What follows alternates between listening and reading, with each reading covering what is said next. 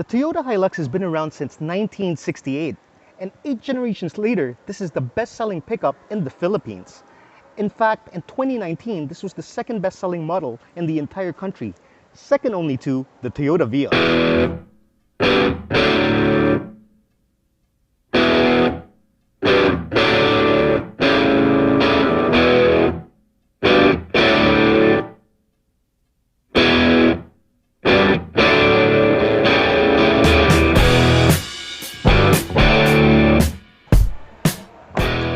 The name Hilux has become synonymous to words like workhorse, dependable, and even unbreakable.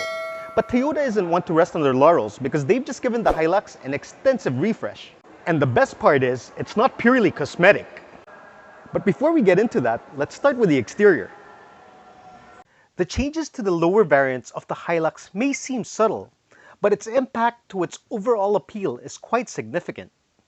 You now get a shorter front end, which improves its approach angle and its overall proportions.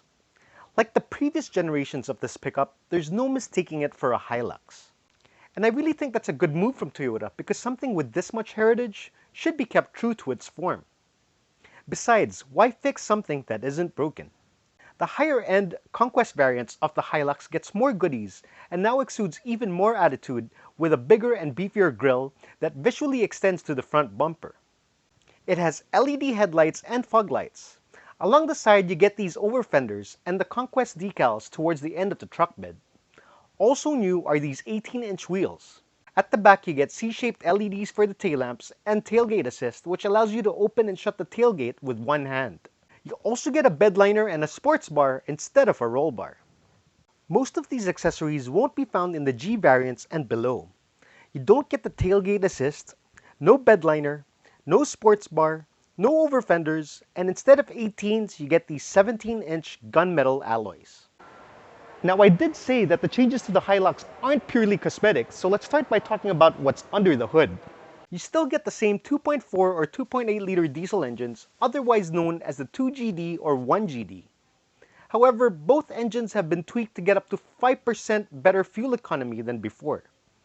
That was primarily achieved by lowering the idle speed of the engine from 850 to 680 RPM, which also helps with traction.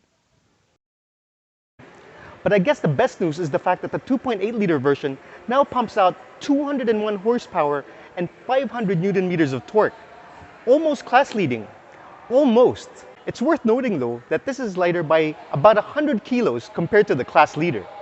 Now, the biggest complaint about the previous Hilux was its harsh ride, but you'll be happy to know that Toyota has addressed that with tweaks to the suspension. Those changes include longer leaf springs, retuned bushings, shocks and spring rates, and repositioned mounting points. Together, these changes are geared to improve comfort, handling, and steering. See, I told you the changes weren't just cosmetic. If there's one thing they did change, I wish it was the drum brakes at the back. But anyway, let's go check out the interior.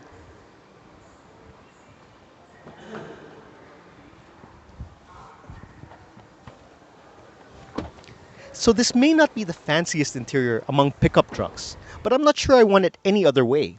Why? Because the Hilux has never been about bells and whistles. What it's always stood for would be dependability, durability, and functionality. And that's not to say it doesn't have a cool factor either, because remember that black Hilux from Back to the Future? Yeah, Marty McFly's?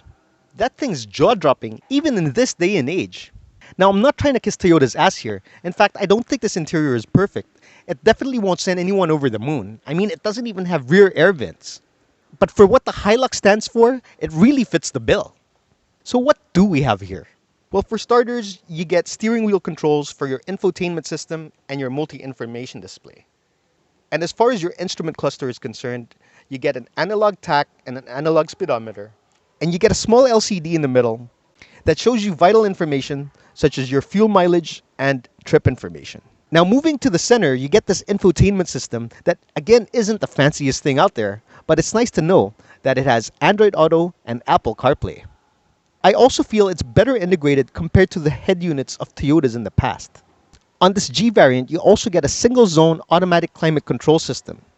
And unlike most modern AC controls, you won't see your AC settings on the infotainment system. Rather, there's a separate screen for that over here. But again, as far as functionality is concerned, I prefer using this as opposed to something that can be found on an infotainment system. There's just nothing more intuitive than physical buttons, especially while you're driving.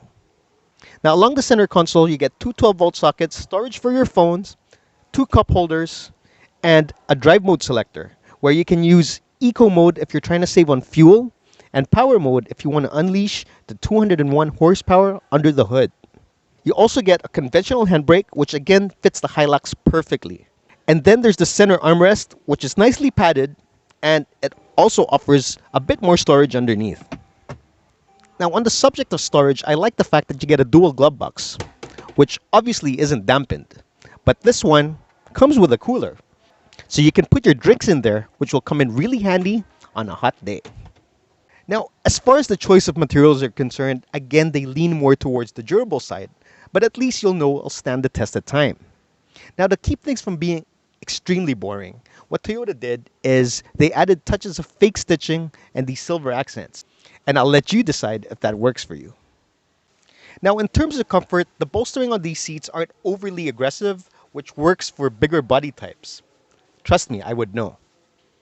And as far as the driving position is concerned, this gives you a really nice commanding view of the road because you sit pretty high. These seats also have height adjustment, and this is a tilt and telescopic steering wheel. Now, this particular unit that I'm sitting in is a G variant, and you'll see that it actually has leather seats, but that's a dealer option. And if you want to swing for that, you have to shell out 61,000 pesos. So I'll leave that to you if you think it's worth it. Now let's go check out the back. Now, sitting at the back of the Hilux, what I immediately noticed is the fact that you sit pretty high up. And that comes with two advantages. One, it keeps the belt line low and gives you a really nice view.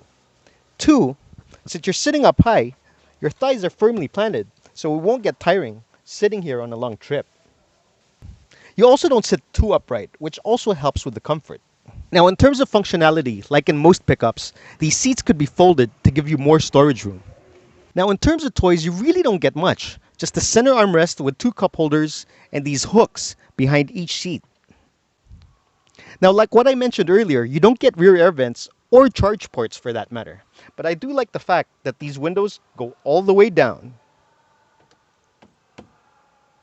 The higher-end Conquest models will give you additional features such as smart keyless entry, a revised infotainment system, ambient lighting, cruise control, push-button start, active traction control, downhill assist control, and the ability to lock the differential.